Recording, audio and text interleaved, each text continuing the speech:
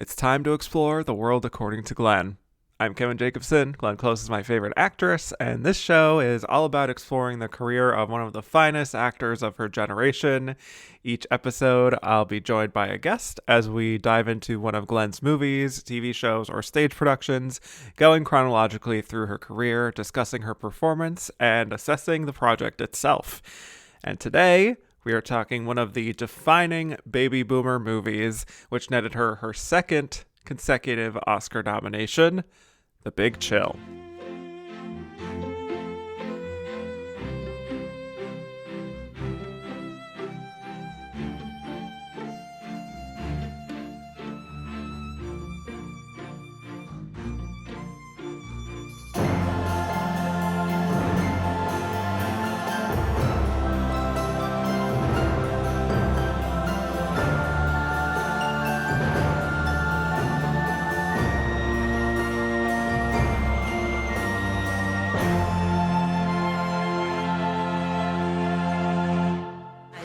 Eight-time nominee Glenn Close, motherfuckers. My guest today is a true friend who I have been lucky to have on, and the runner-up is on the main feed, as well as many, many Patreon bonus episodes discussing how did they win of various categories through Oscar history. From InSession Film, welcome to the show, Amy Thomasson. I am so excited to be back. I am always honored, and this is always something I look forward to. So thank you for your new embarking on your new endeavor.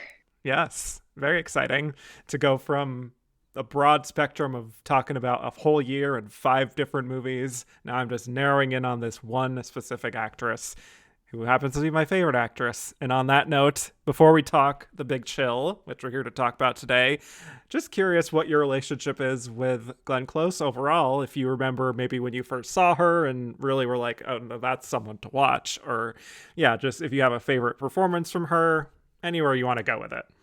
I feel basic saying this, but it's true. The first of her movies that I really remember was Dangerous Liaisons. Uh-huh. And of course she makes an impression because as devious as she is, she's so delicious in that movie.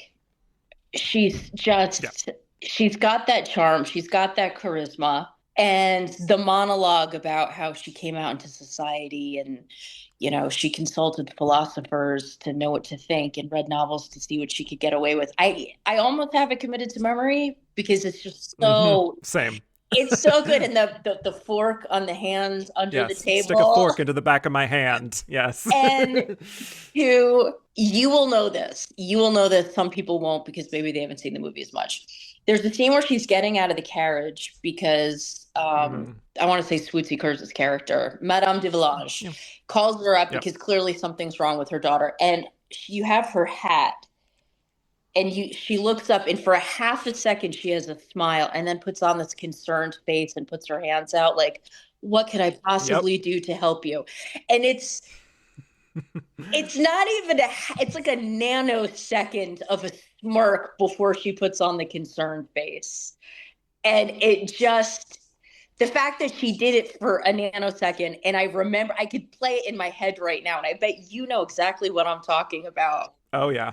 100%. That is why we love you, for those nanosecond facial expressions that just, I saw that, Glenn Close. I know what you're doing. This is why we love you. I worship her in Fatal Attraction. And the fact that she makes, a lot of men are going to be afraid of me after listening to this. I am team her up until she kidnaps the kid. Well, yeah. That's a bit of a step too far. I kind of love her toying with Michael Douglas because he totally deserves it.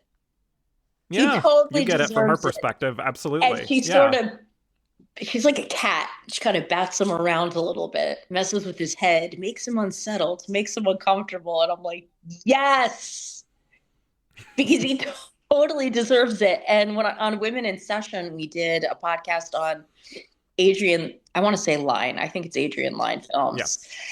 Yeah. And we talked about has Dan Gallagher had an affair before? And we all agreed that this was not his first affair. Mm. And Zeta Short, our friend, felt like this might not have been his last affair. Ooh, Because we talked yeah. about how I'm stealing everything from whoever you're doing that movie with. So I'm sorry. I'm sorry, future guest, but I got to get my. Sneak preview This of, is the yeah. only, I mean, this might be the only time we can talk about it. So I have you. I have to take advantage of it. That it's very easy for him to cheat on his wife. Yep. There's no, if you compare it to another Adrian Lyne film, Unfaithful, you know Mm-hmm. that Diane Lane's really fighting it. Like she's legitimately, actively like, I really want this, but I cannot do this. This is wrong. I love my husband. I love my child. I love my life, but I'm so drawn to this handsome young man. Michael Douglas has no qualms. Like they're having coffee and he's just like, so clearly you're the one who gets to decide if we have sex or not. And it's like, oh, okay. I guess this is the direction this is going, Michael Douglas. It's so good. And until she kidnaps the kid, I'm very kind of team her. One of my other favorites of hers, though, which this movie does not, it gets derided unfairly. I love her in The Stepford Wives. I love that movie. I find it Yes. wildly entertaining. It might be one of my favorite Nicole Kidman performances, too. She Wow. she is so delightful. And I love Nicole Kidman. I love that this Delicious. woman, they give a 10. They go 100% all in, even if it's a silly movie or just a frivolous remake or whatever. They're doing it and they're going to do it 150%. And I love that. I love that about Glenn Close. And 101 Dalmatians, she's a hoot. But yeah, those movies in the 80s, because my parents were seeing all those movies. I was old enough to have Mm-hmm. heard of them, but not old enough to see them. But it's not like I was so little that, I didn't know about their existence. Wow. I think that also speaks to how I think around that time in like the early 90s, she was like Glenn Close, serious adult actress. She makes adult movies that your parents watch, and really respect her and whatnot. Interesting how in the 90s she did start to open up and be a little more of that goofier and more family friendly type of Glenn, with like her cameo in Hook, of course, is incredible. 101 Dalmatians is just iconic. And then, I mean, like Tarzan, like she has a very key role in Tarzan as a voice and is lovely there. And the Stepford Wives is so goofy. Like, I just love how she always commits to whatever the tone of the movie needs her to be and just goes 100% every time. Exactly. Even her voiceover on The Simpsons, that episode literally makes me cry. Well, yeah. Makes me cry Mm-hmm. because she's just, I'm going to use a word that I think you're going to agree with. She's transcendent. Well, you're preaching to the choir. So, you know, yeah, obviously I agree with all that. And I think some of that is also present in this performance, which we may talk about. So let's get into it. To get into how Glenn got involved in The Big Chill, she had just made her big debut, of course, in The World According to Garp in the summer of 1982. So she was red hot at the time, getting a lot of buzz from that. And she was cast in this a few months later. This is a Lawrence Kasdan film, which he also co-wrote with Barbara Benedict. And he actually allowed the cast to rehearse, and they all shared a condo together where they kind of established this rapport that would be very beneficial for the film. I would love to have seen the behind the scenes if they had any footage of that, but unfortunately, I don't believe that exists. The Big Chill, to introduce it here, it's an ensemble film, comedy drama about a group of 7 baby boomer friends: Sam, Sarah, Nick, Harold, Meg, and Karen, who met in college in the 60s. So they reunite in the 80s after attending the funeral for their other friend, Alex, who died by suicide. And they all stay at Sarah and Harold's house for a few days in the aftermath. So Glenn plays Sarah, Kevin Kline plays Harold. They're a married couple. Tom Berenger plays Sam, a popular TV actor. Jeff Goldblum plays Michael, a journalist at People magazine. William Hurt plays Nick, a Vietnam veteran struggling with drug addiction. Mary Beth Place plays Meg, a real estate attorney who desperately wants a baby. And Jo Beth Williams plays Karen, a writer in an unhappy marriage. So, and then the eighth member of the ensemble is Meg Tilly as Chloe, who was Alex's girlfriend, who doesn't really know most of them, but is staying at the house too. And she's a little bit younger than them. So there's a bit of a generation gap there. But the film is all about them all discussing their lives, why many of them are dissatisfied with where things have ended up for them, and grieving the loss of their friend. But also, they share plenty of laughs. They listen to a lot of Motown, and it's a good time. Yes, So they do. that's the movie.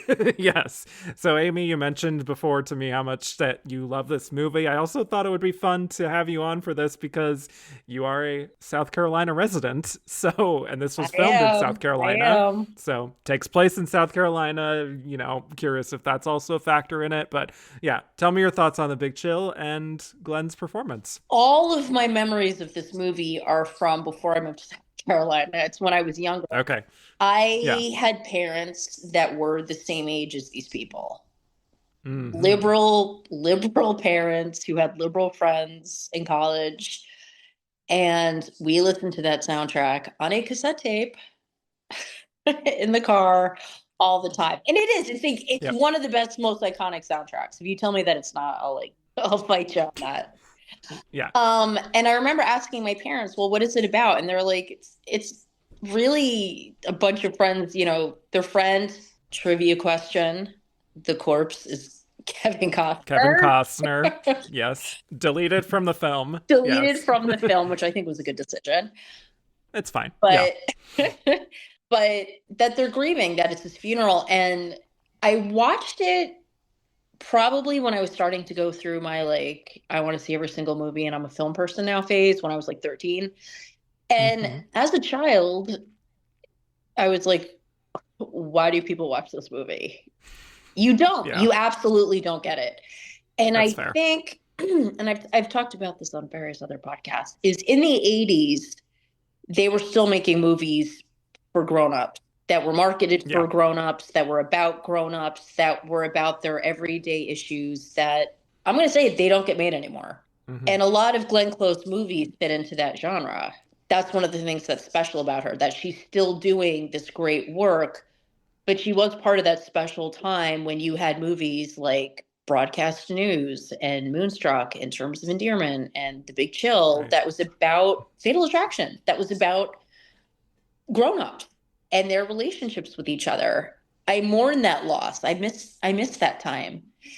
And it's not an action-packed movie. So when you're young and you're expecting something kind of plot-driven, it's hard. And I always felt like I wish a different movie could also be made that could have shown them when they were in college doing all these things. Because it is a very tell me, not show me. Yeah. So the only thing I can say about the movie that I don't want to say it's a flaw, but something that is unsatisfying is I feel like I wish they could go into more detail with what happened, as opposed to these two were sort of into each other, and Nick and Karen sort of had a thing, but Sam was always kind of into it, and they sort of allude to a lot of things as opposed to really getting into it. And maybe that's just my generation and my perspective as opposed to what people in their 30s in the 80s wanted. Yeah, I think it's also a matter of they have 8 characters that they're juggling, so it's kind of hard to, go too deep into any one of them, really. Yeah, exactly. Personally, So I'm assuming that your relationship grew over time once you became an adult and it did. Could recognize. And looking back at my friends from college who I still talk to, and they're still very close. And I live far away from my friends. I went to college in Indiana. It's where most of my friends from college still live. But having those experiences and reflecting on how those relationships affect your life even decades later. And I remember meeting one of my friends freshman year, and now my son just finished his first year of middle school, and it's weird. And one of my friends is a kid who just started college this past year. It's wait a minute, we're all still 20. What's up with this? Right. So having that perspective is great. And I agree that out of all of them, Glenn's character had the most depth, but she was also the one that I wanted to know more about. I wanted to know more about what happened with her and Alex Yeah. because folks at home, they had an affair 5 years before the movie started. Mm-hmm. And he still like lives in their guest house or Yeah, vacation house, yeah, I their guess. Yeah. vacation house. And so I want to be like, hold on, okay, like let's back it Yeah. up. How is he the one that they're closest to after all those years? And that they're still basically seeing him on a daily basis. What happened? How did Harold find it? Like, there's just so many Mm-hmm. questions that don't get answered. Everyone's just sort of fine with it. And I'm like, is that is that how it would be? I also need to shout out to Kevin Kline, who that man has Mm. aged like a fine wine. He is still a very handsome man. And Yes. I absolutely do not think he gets the accolades that he deserves because he's a phenomenal actor. Yeah. We talk about Sophie's Choice. We talk about Meryl Streep. She's a goddess. She's perfection. She's amazing. Kevin Kline in Sophie's Choice was also unbelievably powerful. Right around And this time too. Yep. yeah, like where was can we like you know like let's backtrack and at least shout out Kevin Kline in that movie because he's amazing. But he's Yeah. incredible and he still looks really good by the way. He is. I And might he's not ever get a hot chance in to this talk movie. about it, but Just he is a saying. handsome Yeah. man. Yeah. Kevin, love Yeah. you. A lot of this cast is, I would say. So yeah, for me, like I really, really like this movie a lot. I do think it gets a bit of a bad rap from a modern perspective. I don't know if you've picked up on that from modern audiences watching it, thinking like, oh, it's just a bunch of kind of privileged baby boomers whining about their lives and navel gazing, and there's not much of Wrong. a plot. And they're not wrong. These are white privileged people. Not entirely wrong. That Yes. being said, it's a Yes. lot. It is a pure generation movie because I Yes. bet people could watch The Graduate and say exactly the same thing. I don't think The Graduate Yeah. now, unless you're a film person who loves Mike Nichols and the evolution of film and how film changed in New Hollywood and all that, you could watch The Graduate and be like, why do people lose their minds over this movie? But if you Sure. were 20-ish around that time, I bet it hit you in a way that it doesn't hit me. And I love the Right. movie. This is the same Yeah. thing. It is a very Mm-hmm. Specific. pinpoint, specific Yes. time period. It's a certain age at a certain time. Right. And for me watching it, like I don't know if I can fully just relate to it necessarily, but as a time capsule that is absolutely capturing a certain generation and how they view themselves and their place in the world, I think it is very accurate, I would say, and very engaging. For me, it's like it's hard to hate it. I can't really understand why certain people just like despise this movie, just because I also think their camaraderie, like the cast, just it feels very genuine to me, and the conversations they have in the film really do ring true to how I think a lot of people in that generation think and we're probably feeling after being like, oh my God, the 60s, such an exciting and kind of fraught time, and we're fighting for change and wanting to push things in a more positive direction. And then, okay, now we're out in the real world. We have adult jobs and adult responsibilities. And then that kind of, dissatisfaction. I think that is pretty well captured. It is, to your point, a lot of tell, not show, because they're just in a house just talking. So you can't really show a lot, I guess, from there. So I don't think it's a perfect movie. I think it could have gone a lot deeper with its themes, like you said, Mm-hmm. but I just think this cast is so fun to watch. And it makes sense to me that Glenn was the one that was singled out for her performance to get that Oscar nomination Mm-hmm. ultimately. Like she does bring a lot of depth, I find, to what could have been a very uninteresting part.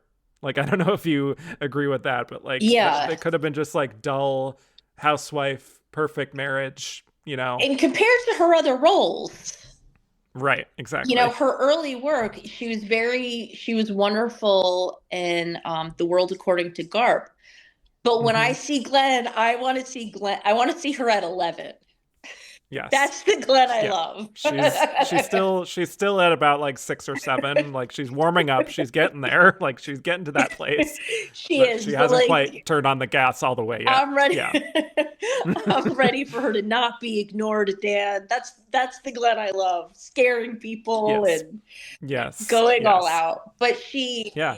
she did. And the other thing is, and I admit this when I watch it, I want to be one of them. Like I want to be sitting on the floor, like having passed me a pint, have me pass me the pot, take a hit, Yes. and just shoot the breeze with them because they do such a good job of playing regular people. It's not none of no, hold on at that point. This was before a lot of them had started really getting Academy Award nominations and things like Yeah. that. It's true. Mm-hmm. So they were still not as big names yet. They would all Yeah. have go into that. Right. But you buy them as regular people, and it's hard to play a regular person. It's easy to, I don't want to say easy, like I'm this big expert, but going over the top is fun and stuff. It's hard to play chemistry, real chemistry with people when you don't have like, Right. oh, this person just ran over your dog with a car or something like that. And to have to play that backstory, which I absolutely believe, and that is not an easy thing to do. I think this could have been very forced and really like you're kind of like seeing them over eagerly trying to make the audience believe that they're friends Mm-hmm. from so long ago. But yeah, it just feels very natural and like they kind of slip back into their old skin, kind of like how they were in college, which I think that's something that absolutely happens whenever I hang out with my college friends is like we all kind of just like for some reason just slip into that same kind of dialogue and the same dynamics we have with each other and the same types of roles even like here's the funny one, here's the ditzy one, like there's always that, at least for my group. No, exactly. And Yeah. it's wonderful. And it's, you realize when you get to a certain age that you have all these different versions of you.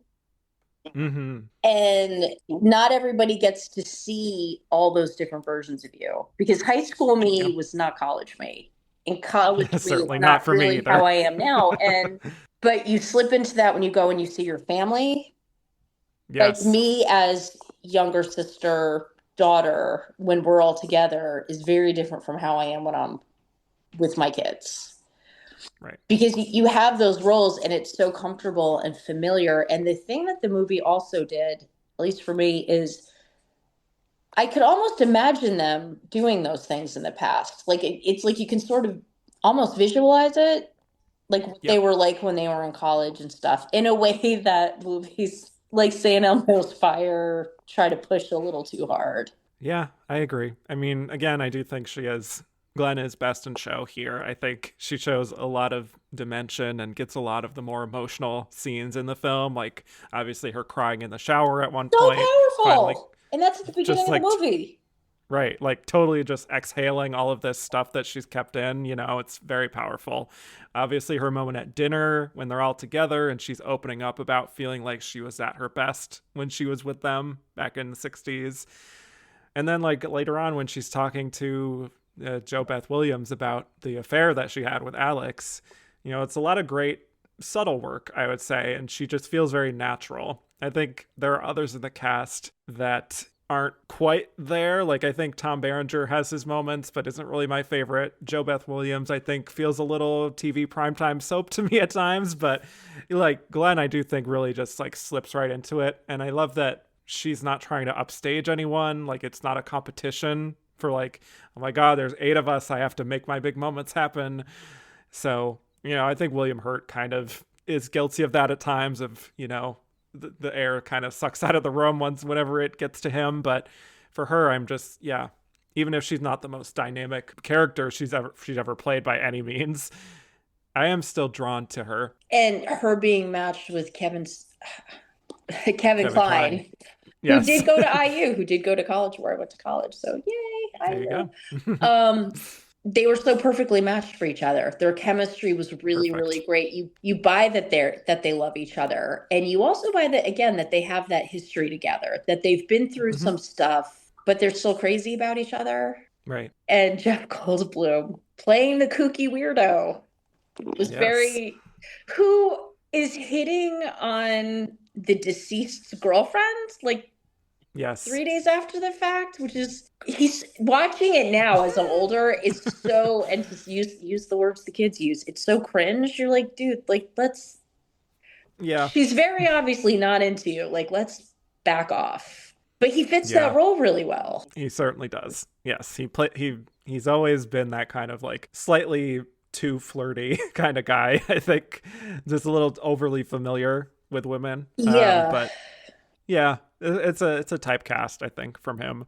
But I do also want to talk about just the filmmaking itself here, which I find impressive. Like, I just love the opening montage. That first whole sequence that's set to "I Heard It Through the Grapevine." Perfect song, by the way.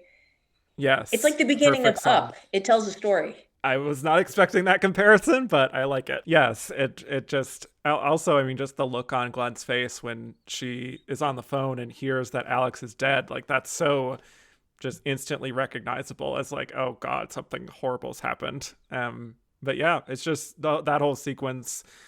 None of them really speaking. Like it's all kind of a silent, and we're just hearing the soundtrack. Beautifully edited.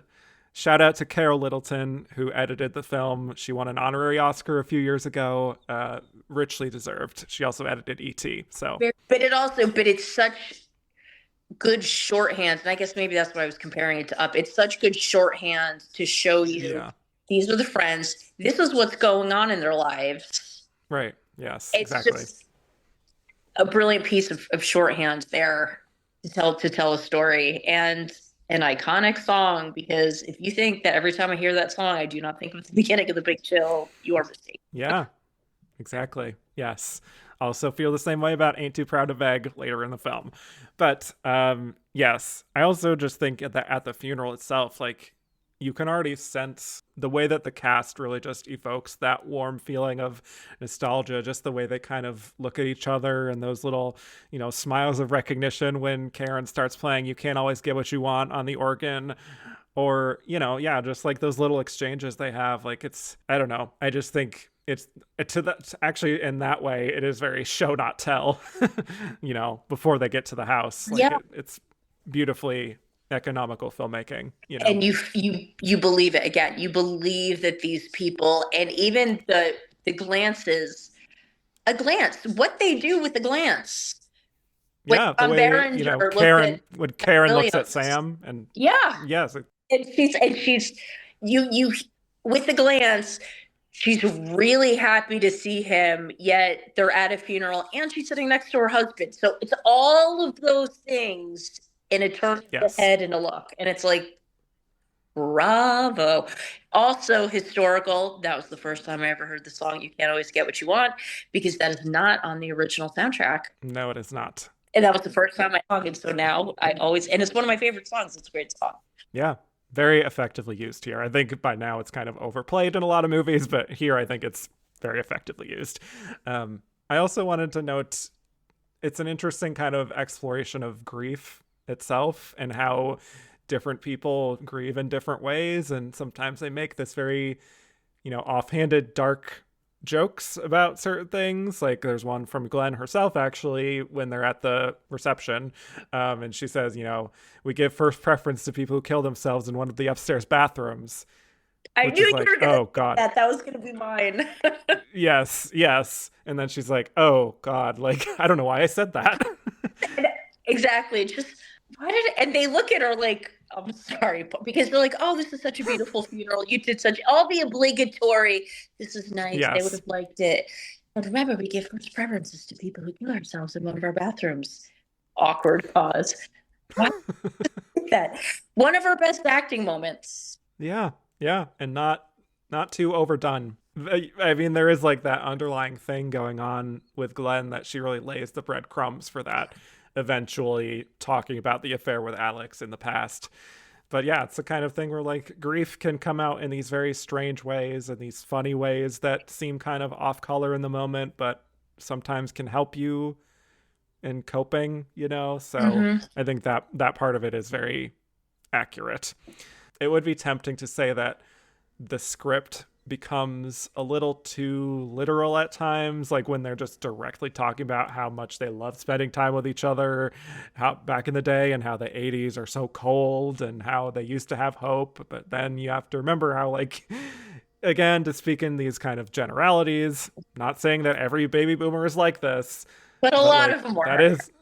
that is kind of the baby boomer thing, to have that kind of slightly self-absorbed feeling and talking very directly about their feelings, the me generation, like all of that was like a major talking point. And this really does speak to that, for as insufferable maybe as some of them can be at times. I think it's like, it is very realistic. And you do forget, I forget that, oh, that's right. These people were, a lot of them were the liberals.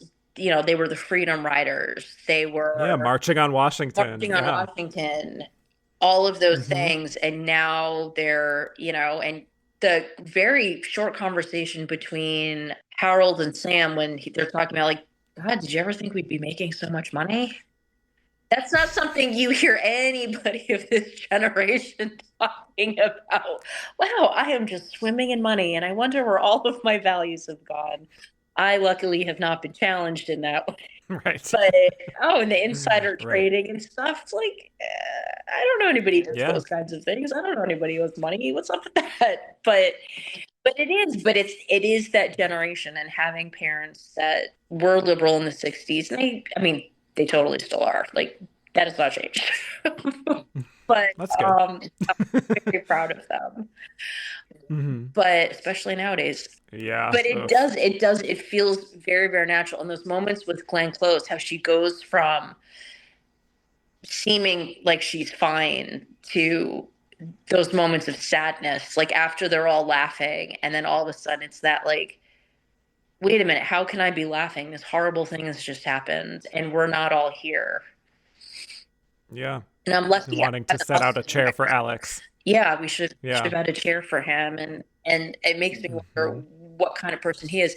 And that's a testament to the movie, that I care and I think about this. I'm like, maybe Right. they're never going to do a prequel ever, but you want to know what were they like in college and stuff like that. Yeah. And you could see why afterwards, pretty much all of them went on to win Academy Awards. But you've got, because I was thinking about that, and I was like, okay, so Meg Tilly was nominated for Agnes of God, right? Yep. Tom Berenger was nominated for Platoon. Yep. William Hurt obviously was on a run there for a while. Was a winner, yeah. Kiss and then was Spider-Woman. Nominated. Kevin Kline won for Fish Called Wanda. Called Wanda. And Jo Beth Williams was in Poltergeist. Like, she was in big stuff. Yeah, Mary Kay Place. She hasn't really gotten a lot of recognition, but she's always working, And she was on a few episodes of My So-Called Life, which is my generation. Yes, I love My So-Called Life. She played Sharon's mom. Yes. God, she's my great. generation. That's what we need, a My So-Called Life movie. Make it happen. Yes. Actually, to speak to Mary Kay Place, I do really enjoy her in this movie, too.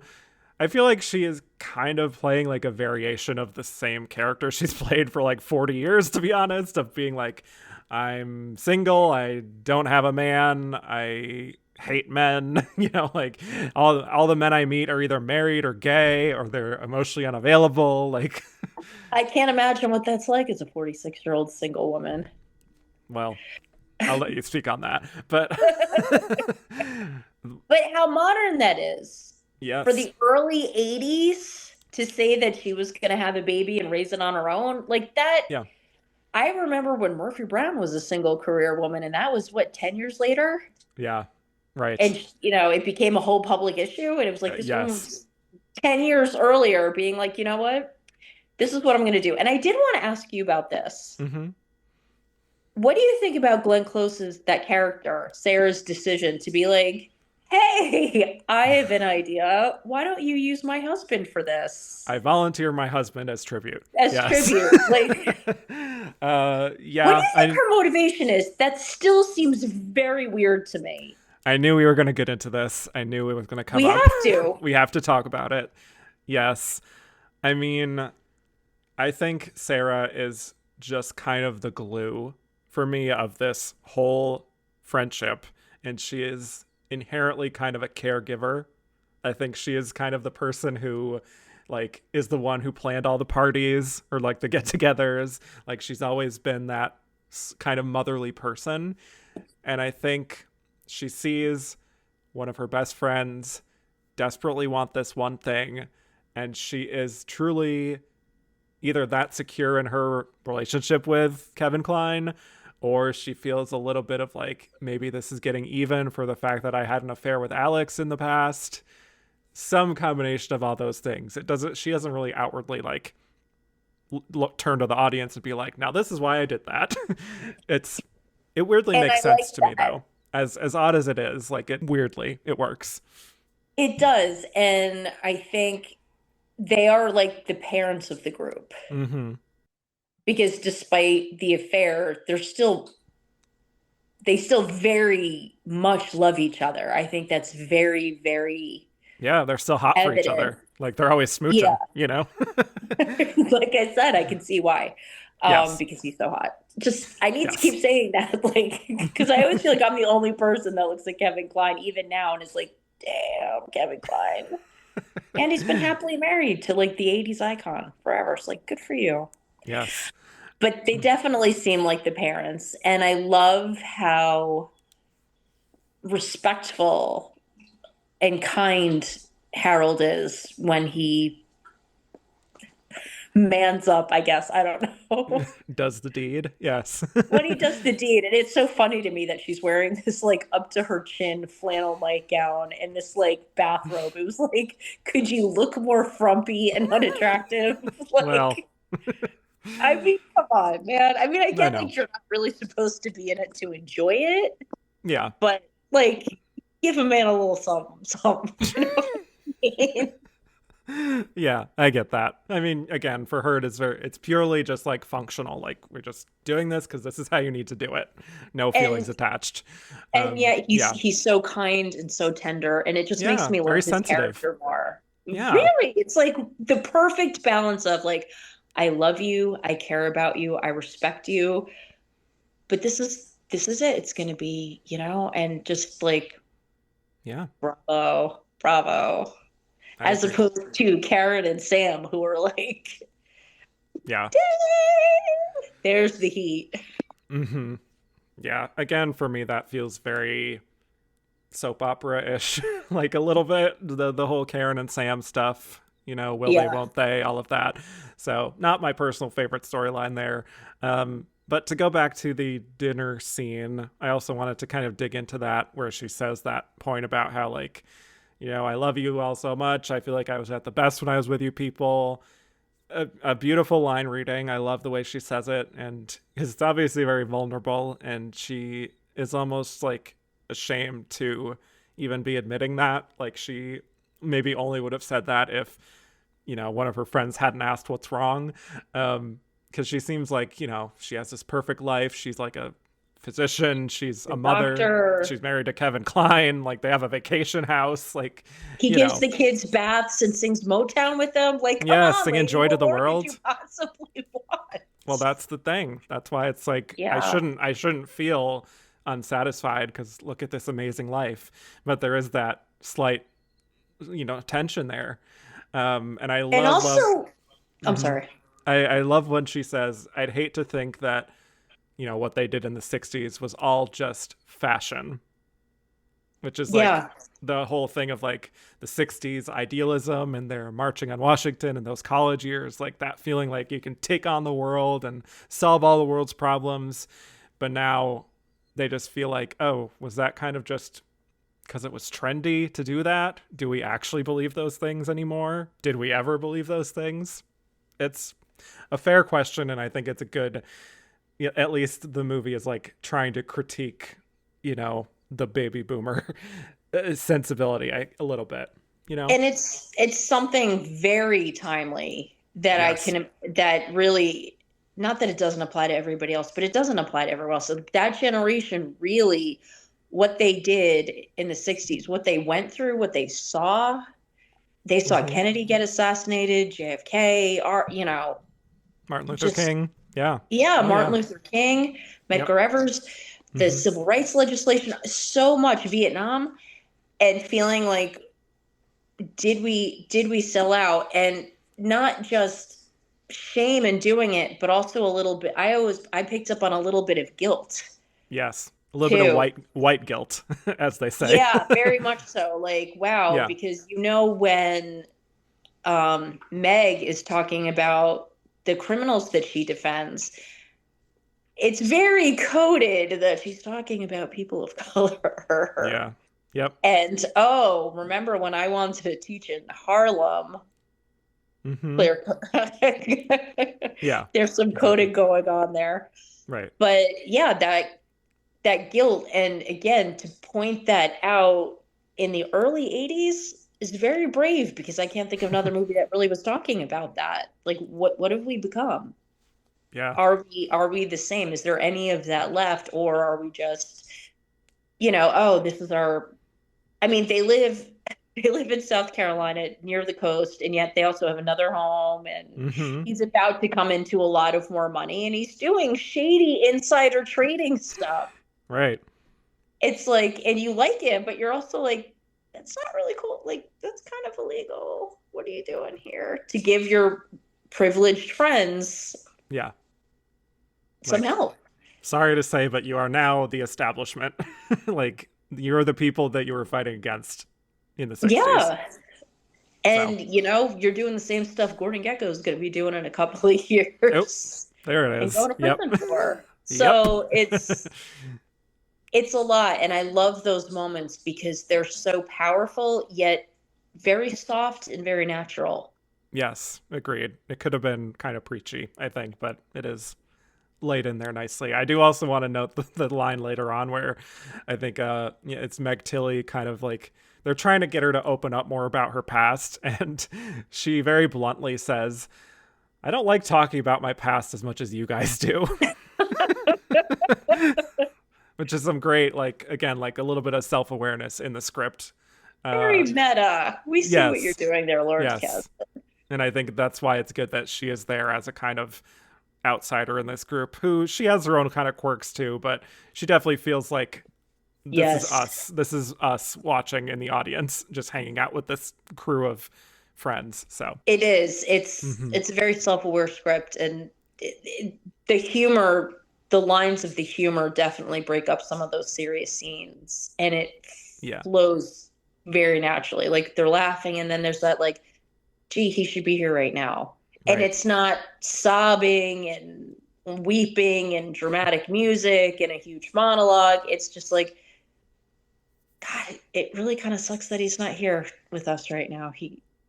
But Yeah. that's how it happens. Grief comes in waves. And when you're young, like when I first saw the movie, I didn't know anything like that. I hadn't experienced anything. And then going to college, you have a different opinion because you're like, oh, okay, these people were where I am now.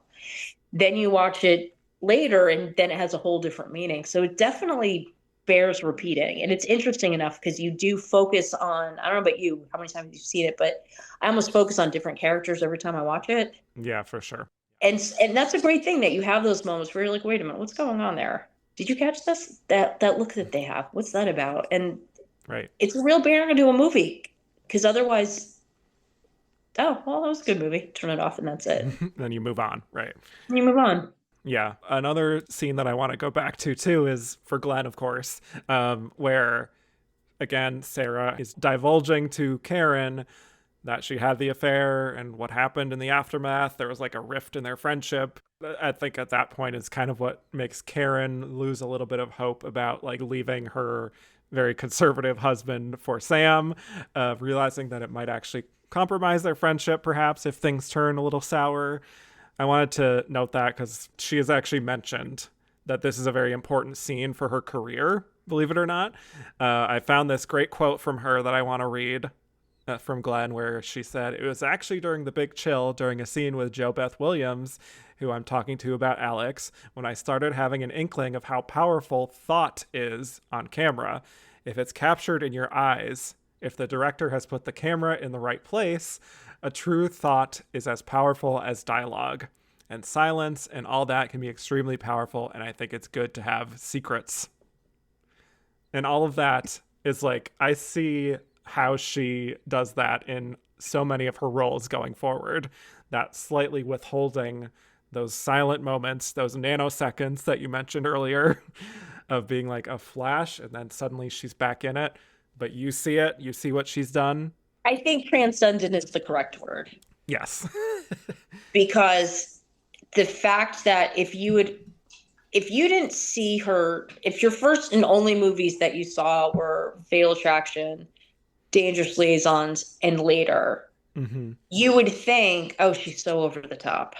She's so over the top. She's some grand by the way, diva. I still worship her. Do not get me wrong. Yes. I love over the top. Kick it up a notch, Glenn. I love it. Yes. But you see the thoughts in her head.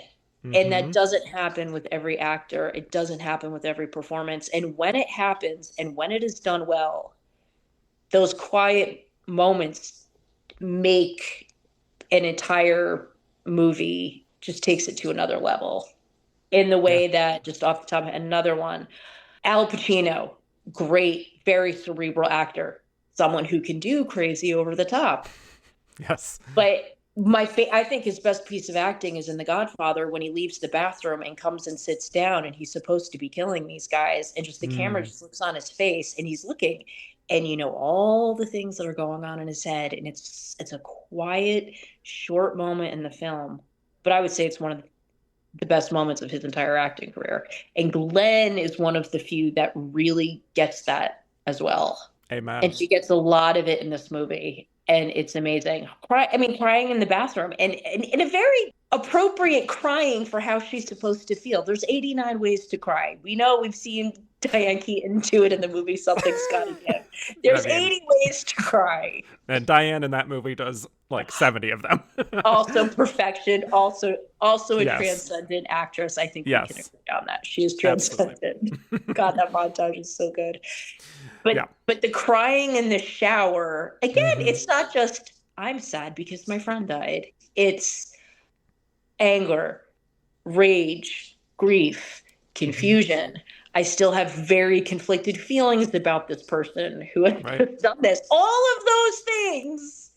And it's like a shot of her, and the fact that she's sitting on the floor of the shower. And she's crying, like she's not weeping. It's so perfect. Glenn, and I would like to remind the class, this is only her second movie. And a very ensemble movie. Right. Yes. So playing she's not the flashy character, but her moments and that cry, man. She makes the most of them. Yeah, absolutely. Without being, I'm trying to steal the movie from everybody else. That's what I mean. Like it's very, they're sharing it. It's a tight line. Yes. And someone like Glenn Close is going to shine, but she knows, like, I can't do too much because I don't want to pull attention from everybody else. It's Oh, Glenn. I'm talking to you like you're my best friend. We have mimosas tomorrow. Glenny. Yes. We love you. If you want to talk about any of the more fun scenes, I obviously love the Ain't Too Proud to Beg scene where they're cleaning up dinner and just dancing. I feel like that is like a litmus test for whether you like this movie. Just like, if you find this super obnoxious, then like, okay, well, maybe this isn't for you. But if you're just like, I want to be dancing with them, then like... Yes, and maybe we can't be friends. Exactly. If you can't... while I'm watching it, I dance a little bit. Totally. When I want to be bumping hips with them, you know? Yeah, and Nick gets up from the table and like playfully grabs her hand and she's like giggling and kind of like scampering off with him. Yes. Those are the moments that make that movie. I think so. When she's sitting with Michael and like, I feel like people are having sex and she's just laughing and he's being goofy. It's just... Yeah. It's so natural and it's very hard to play that off. It's very hard to make it seem like they are not eight totally separate people Mm-hmm.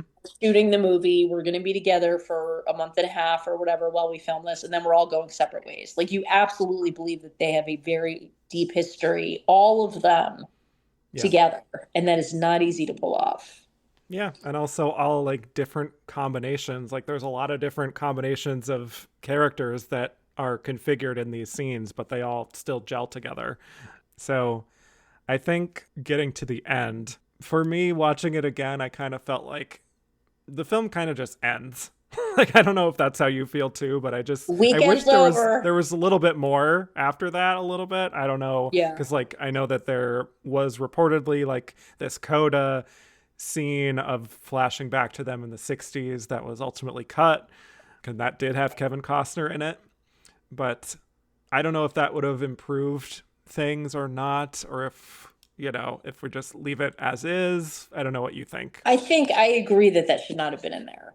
Yeah. It's very, and they established from the beginning, like, oh, I'm leaving at the, like, having that built in Yeah, time frame that's true. worked, because I think if the movie was longer, because there's not a lot of action, it would have felt like 3 days long. Yeah, I But get that. it's a tight movie, and that must have been, that also must be strange for you because you've had to watch some all movies, and there are certain years in Tell the me about it. 50s where all the Best Picture winners were like 3.5 hours long. Yep. Yep. Yep. Yep. Yep. I'm glad I'm done with that. Just saying It's that. 35 minutes. Love it. Yeah. Good music, good fun. And yes, those scenes where they're cleaning up and stuff, because these are real people. And I love that. I love that it shows them going in the kitchen like, oh, Jesus, we've got to do all these freaking dishes now. Right. Like, Or even that's like when they're life. kind of when they're watching Sam on his show and they're kind of like making fun of him and like, razzing him a little, like that does feel very authentic to me. Exactly. In that perfect razzing of they love him more than life itself. Right. And it just, it is a very, very good movie. It ends well, and it ends on the playfulness. And I like that a lot. Yeah. My only other thought is just reiterating the soundtrack. I think it, as very annoying and cliche as this is, it is absolutely another character in this film, just because it's like so not in your face, but like it's very obvious like what Lawrence Kasdan is kind of trying to evoke here. The idea of, not only them reminiscing on the past, but of our association with these characters and our enjoyment of the film, which, I mean, I know other films before The Big Chill had used like popular hits as a soundtrack, but I feel like, correct me if I'm wrong, but I feel like The Big Chill kind of popularized this kind of thing even more. Like, Oh, yeah. So now we're at a place because it now where, wasn't modern songs. It wasn't modern songs. So like right, Saturday Night Fever had the disco, the modern song when they right. used Rock Around the Clock for the Blackboard Jungle. Mm-hmm. That was a really modern, rebellious song. But this, and they talk about it when he's like, this is the only music we play in my house. Yeah. Because these are people who are clinging to that. And Yes. it's so layered. It's not just, oh, let's just get a bunch of random songs from the time period. It's like, no, these are singing it with his son at the beginning of Right the at the movie. beginning. And of course, their kid is like the cutest kid you ever saw in your life. Yes. I'm a sucker. I'm a sucker. I'm like, that's the cutest little thing. Like, Yeah, but I Kevin mean, Kline, be the father to my babies, please. okay. Well, I'm not going to touch that one. We're not going but down that path. Sorry. I'll let you have that. But well, that's actually like it feels like, oh, this is like a nice, charming scene with a baby at the beginning, but it is kind of like a tone setter, I think, oddly enough, for the film, in the sense of like, he's passing down his music to the next generation, kind of feeling like our generation was the greatest generation. We had the greatest music. We had the greatest taste in yada, yada, yada. So it's like thematically relevant, I would say. But anyway. Parents who did that, because we listened to that soundtrack Exactly. all the time. Yes. My parents, like, Golden oldies were the only soundtrack that I listened to. Yeah. My dad has stories like they would listen to My Girl when he was in college and he played soccer. They listened to it in the locker room. There you I know go. this because my dad would tell me this every single time we heard the song. But it is, and Yeah. I listen to music now. I'm like, God, like when I listened to the 90s music. Mm-hmm. Exactly. Now I'm 100 years old. And here we are. Here we are. Yeah, but again, I feel like this did popularize it, and now we're at a point in movies where this is like totally commonplace to have that kind of like curated soundtrack of different genres, especially the older music. Hmm. So, in its own quiet way, The Big Chill does have some influence on future generations, even if you might think it wouldn't. So, And it brought the world a lot of attention to a lot of really good actors and some capital G great actors like Glenn Close. capital G, Glenn. Yes. Any other thoughts on The Big Chill? Not really. I've really enjoyed this discussion. I've never really gotten a chance to talk about this movie. Yeah, So thank we you really for got into it. really, thank you, legitimately, thank you for having this talk with me because it's been Yeah. inside of me for so long. Yeah, Because it's underseen nowadays. it is. You It haven't already is. seen it, and very few people are like, "Oh, The Big Chill is on my list of like I have to see it An movies." essential watch, 100 movies to watch before you die. Maybe not as much. Exactly. But yeah, I think it is well worth your watch. Just know that it is very of its time, but I do think there are things that you can latch onto even today. And it's short. I mean, And it's short, less than 2 hours. it's an easy watch, a good watch. It's good even if you're just a fan of any of those actors, seeing them that young. And Yeah. I can't imagine Glenn Close ever being part of an ensemble again, nor should she. She's a leading lady. Yes. Only. Yes. Okay, well, to get to when the movie was released, I just wanted to mention this.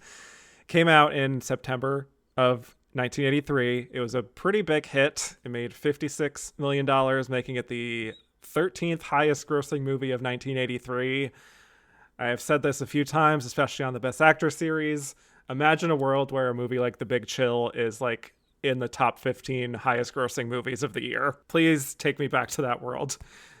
Anyway, the soundtrack was huge. Obviously, it went platinum. I think that was a really big part of the movie's popularity, and so it was also one of those kinds of movies that naturally lent itself to a lot of discourse from critics and like other people about like how this is defining a generation, like it, how this generation considers itself. So it was a pretty big deal, and I think that's what helped it land as an awards player too. Yeah. So it actually premiered at the Toronto Film Festival, where it won the People's Choice Award, which makes a lot of sense. It was a big audience favorite. The screenplay was nominated everywhere with awards, including the LA Film Critics, the Writers Guild, Golden Globes, BAFTA, and then at the Oscars. So Lawrence Kasdan was also nominated at DGA, and I mean, the film itself really wasn't showing up many places, like as a Best Picture kind of film. It got in at the Golden Globes for Best Comedy Musical, but, that doesn't always translate. So it was kind of a surprise on Oscar nomination morning that it got 3 nominations, not just screenplay, which was widely expected. But to get into Best Picture when it wasn't really showing that kind of heat leading up to it, pretty big deal. And Best Supporting Actress for our gal Glenn. Who else was nominated that year? I didn't have time to look it up. This down.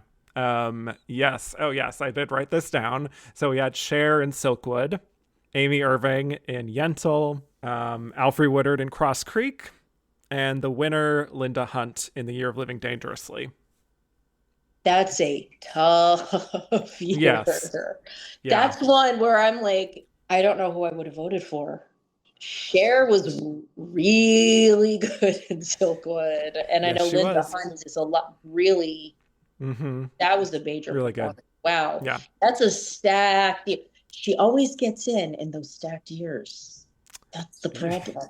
You don't have to tell me twice. She is always unlucky at the Oscars. I know that you've talked about this. And you're going to talk about it every single year pretty much. Yes, I am. Particularly, Alfre Woodard is amazing. And Cher. Her only nomination, by the way, this year, which is criminal, that she only gets this one nomination this year. But anyway, Yeah, I mean, it is interesting also that Glenn was not nominated at any precursors, not even a critics mention. Like, she just got in at the Oscars and that was it, So that's pretty cool. I like whenever that happens. Way to break in there, Glenn. Yeah, she's In her just second movie, in her second nomination.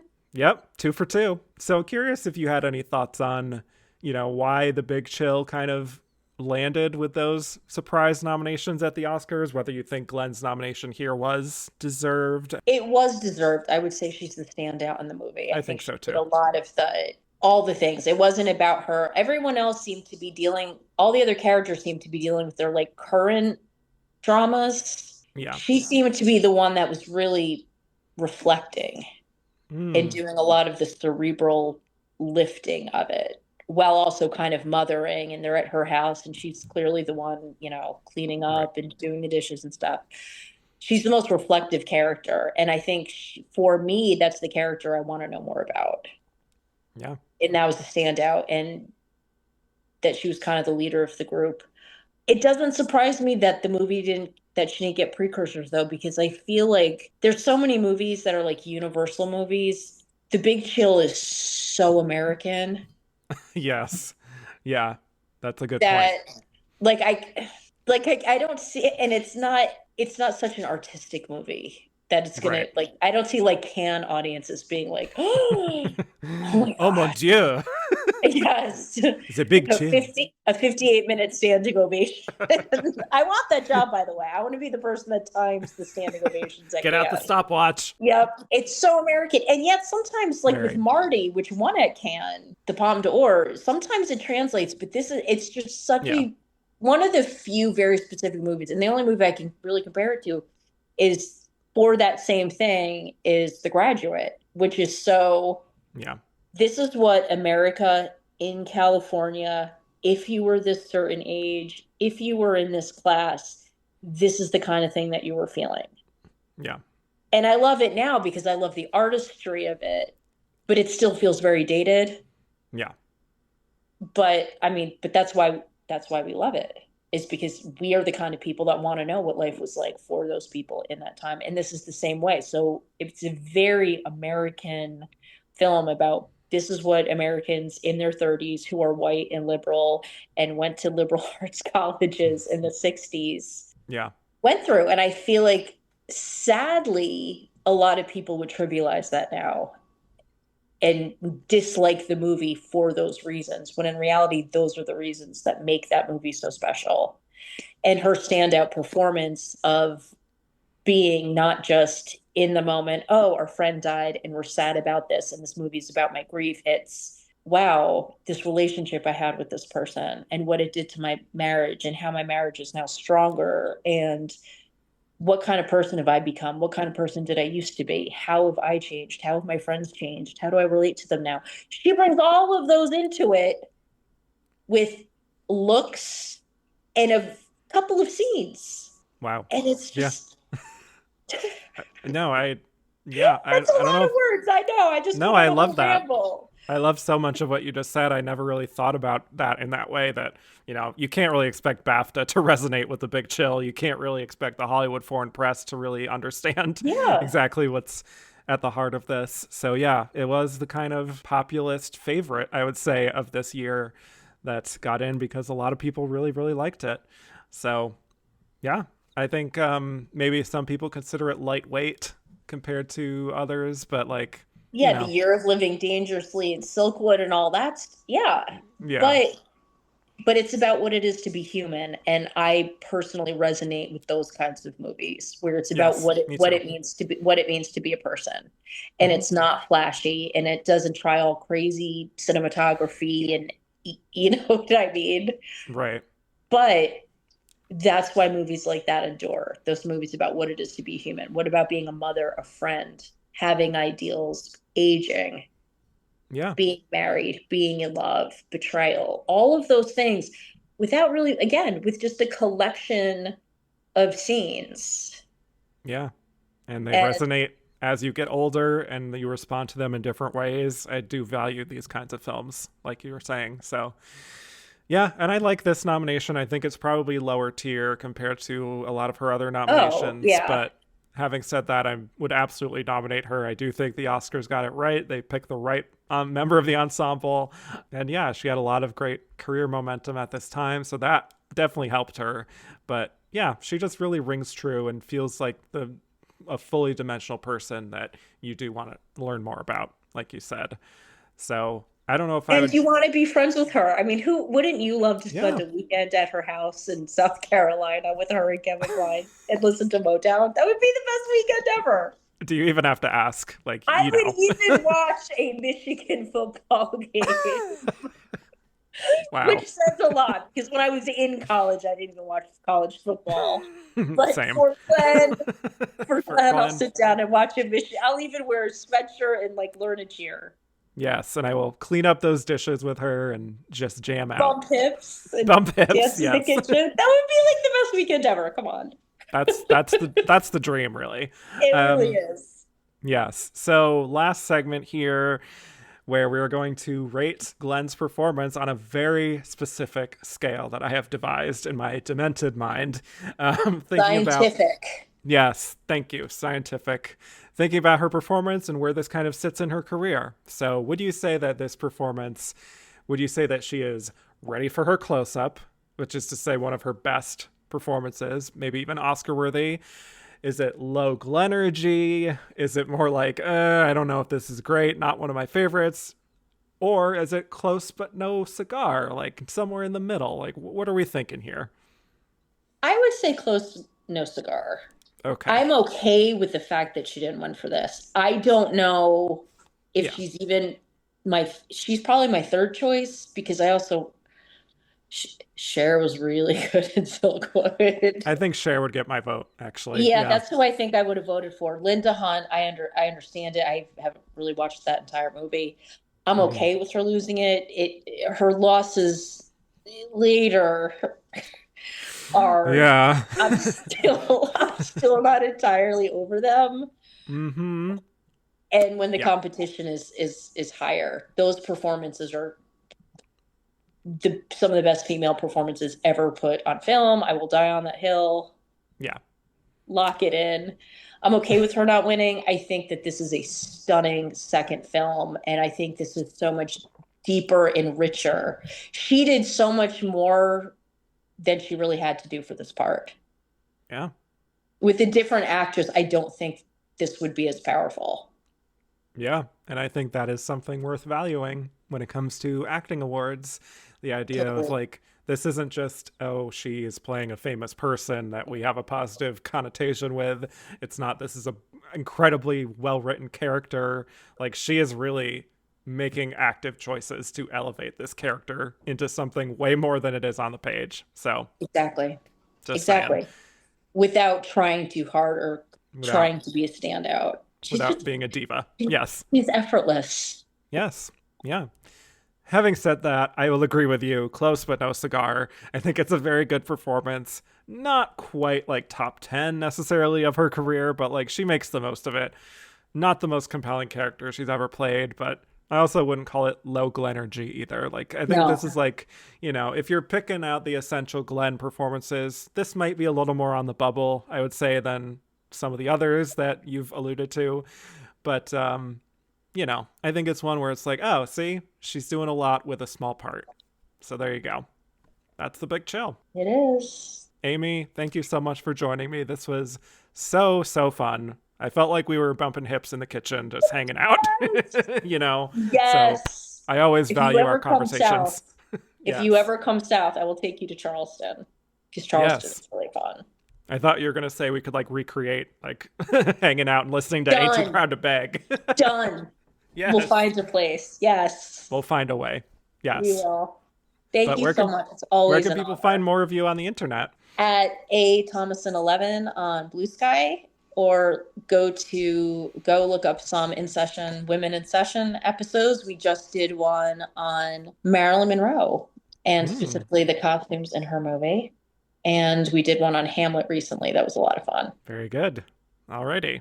Well, thank you all so much for listening. You can find me at Kevin_Jacobsen on Twitter, Instagram, just Kevin Jacobsen at Blue Sky, no underscore. You can also listen to my Oscar-themed podcast, And the Runner-Up Is, for coverage of every single Best Actress race, including one with our friend Amy here talking about 1984, one of the worst years in that category, but we had such a fun time talking that year. So yeah, find that wherever podcasts are found. And to keep up with the world according to Glenn, follow me on all socials at TheGlennPod. So, rate, review, and follow if you haven't already. And with that, I'll bid you all adieu.